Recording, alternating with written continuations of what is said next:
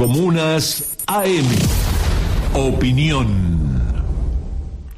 La persona debe hacer al cargo a la gestión y no el cargo a la persona. Un ejemplo son los hombres o mujeres que tienen un lugar menor en el escalafón, pero sin embargo son determinantes en sus funciones. O ahora, en mayor medida, al revés, quienes ocupan una responsabilidad sin estar preparados para ejercerla. La supuesta honorabilidad de los legisladores presume que no se trata de cualquier otro trabajo y que el cargo es debidamente ocupado por personas que lo honran. Pero se supone, porque eso no es nada más alejado que la realidad. El hecho de llamar ratas a los congresistas no remite a una definición política sobre el Congreso en general, sino sobre este Congreso en particular. Es precisamente lo que voté. Es una frase común entre los usuarios de X, Twitter, antes, asiduos, ya sea pagos o no, a este ejecutivo. Suelen decir, es precisamente lo que voté cuando se refieren a alguna medida de gobierno que, para sorpresa de nadie, es negativa para la sociedad en su conjunto. Y los avala la verdad, porque votaron eso. Durante el final del gobierno de Cristina hubo un manto moral sobre todas las explicaciones de la gestión. Si subía el dólar, se preguntaban, bueno, ¿qué significa en verdad un dólar? Si había que saber el número de pobreza, se decía que se estigmatizaba, porque ¿qué es en realidad lo que define la pobreza? Bueno, esta carta abiertización, esta especie de carta abierta de la política, de un pensamiento filosófico, resultó agotador. Esto no quiere decir que fue lo que impulsó la victoria de Macri del 2015, no, para nada. Solo es una cita para poner en contexto la elevada concepción de la filosofía y la baja construcción política de ese momento, y sobre todo cuando estuvo la irrupción de una agrupación que sigue gravitando cuando pone nombres en las listas. Porque las dos deben ir de la mano, filosofía y política. Ahora, que vayan de la mano no significa que deben ser utilizadas en iguales proporciones. El macrismo hizo algo similar, pero a la inversa. Cambió el punto de vista. ¿Se aumentó la luz? Bueno, ¿por qué consumís tanto? El culpable seguía siendo el ciudadano, el culpable de las acciones, con una salvedad. Ya no era por qué ahorrabas en dólares, ahora era por qué vivías, por qué gastabas en luz.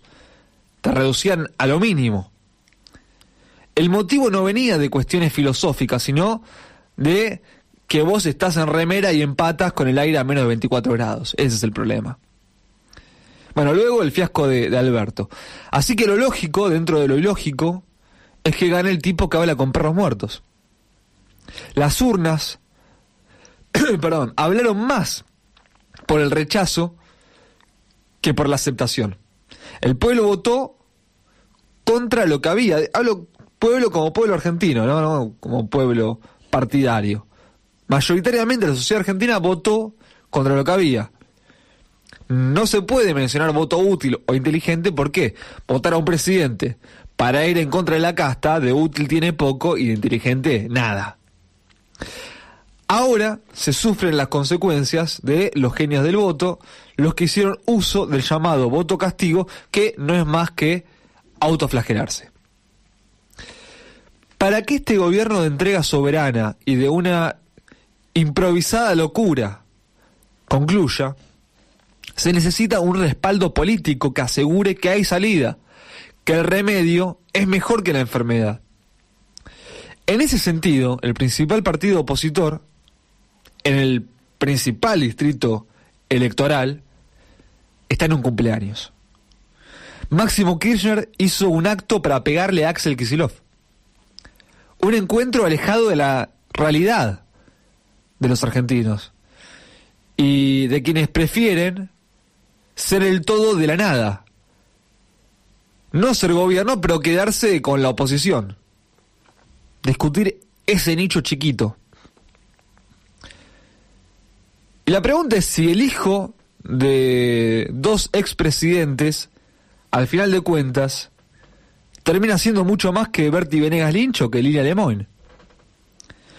Probablemente ni Venegas Lynch ni Lemoine hagan actos contra un gobernador de su partido. La semana pasada se presentó el proyecto de presupuesto en el Congreso y, según lo que establece, plantea recaudar el triple en contribuciones por monotributo.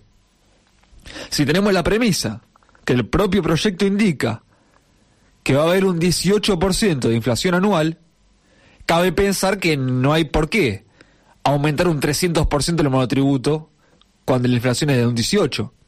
Por lo cual el gobierno estipula una ampliación en el número de contribuyentes. La pregunta ahora es otra, es: siempre que el cálculo optimista del oficialismo, esa ampliación se va a dar, ¿por qué va a ser? Porque los desempleados ya existentes comenzarán a ser, entre comillas, emprendedores, monotributistas. ¿O significa que se prevé una catarata de despidos en las empresas y por eso los nuevos desempleados, antes trabajadores de las empresas formales en actividad, van a pasar a ser monotributistas? Si eso sucede, buena parte de esos trabajos formales, primero en las empresas, pasarían a la informalidad, primero, después pasarían a ser monotributistas. Bueno, ¿qué rol juegan allí los gremios? ¿No significa un desfinanciamiento si se le va toda esa gente? Ya no hablamos de las conquistas gremiales, sino de la forma de financiarse. Históricamente, los sectores más antigremiales decían que los gremialistas solo se movían por sus intereses dirigenciales. Bueno, parece que en este caso ni eso, porque la CGT está en un cumple. Por ahí es el mismo cumple en el que anda Máximo. O quizá tenga otros intereses. Sí están detrás de uno, pero no son los que se ven a simple vista. Al final, la respuesta a la pregunta, entonces, de Máximo, es que al final no es mucho más que Bertie Venegas Lynch.